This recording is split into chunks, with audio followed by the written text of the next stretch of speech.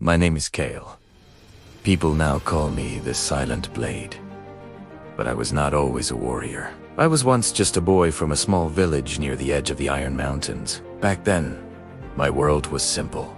I woke up with the sun, helped my father in the fields, and listened to my mother sing while she cooked. At night, I lay under the stars and dreamed of becoming a knight one day. But I did not know that dreams can break.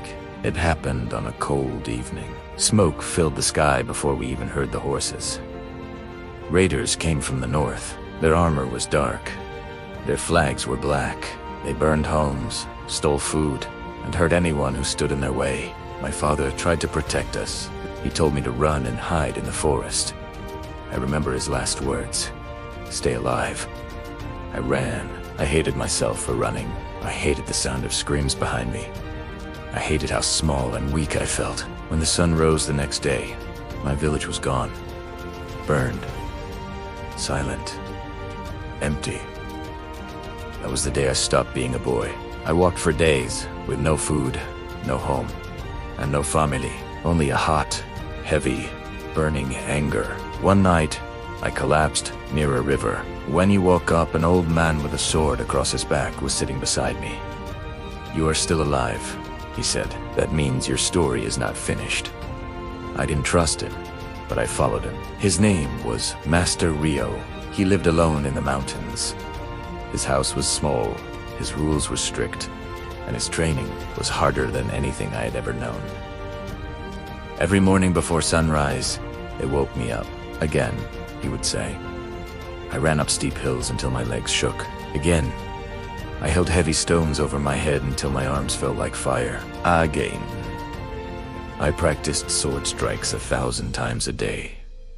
I fell. I failed. I got angry. But he never shouted. He only said one thing. Strength without control is just noise. At first, I did not understand. All I wanted was revenge. But Master Rio was teaching me something else. He was teaching me to be calm. Silent. Focused. Years passed. The angry boy slowly disappeared. In his place stood a warrior. I learned to move without sound, to watch before I acted, to breathe slowly even when my heart was racing. One night by the fire, Master Rio asked me, "Why do you train?" I answered without thinking, "Revenge." He looked at me for a long time. "Then you are not ready," he said. That made me furious. "I am strong. I am fast." He shook his head. "If revenge controls you, your enemy still owns your heart." I knew he was right. One winter morning, Master Rio gave me a simple sword. "Now," he said, "you may choose your path." I bowed to him and left the mountains. No longer a scared boy, but a warrior. I followed rumors of northern raiders with a black flag until one evening, I saw their camp. My heart started to pound. Tis was Tim, the man who led them, was inside the largest tent. This was the moment I had waited for, but I remembered Master Rio's voice. Strength without control is just noise, so I closed my eyes. I breathed in, I breathed out, and I moved. I moved like a shadow between the trees. I struck only when I had to. Quick, clean, silent. Not because I hated them, but because I would not let hate control me. Soon, I stood outside the leader's tent. My hands were steady.